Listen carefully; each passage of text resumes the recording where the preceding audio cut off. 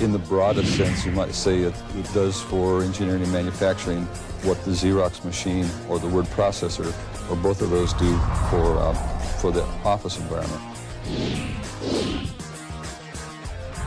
Selected 3D Systems because of their history, the fact that they really are the inventor and the establisher of this technology. I mean, things that we do now within a day to 2 days would take months to build by hand.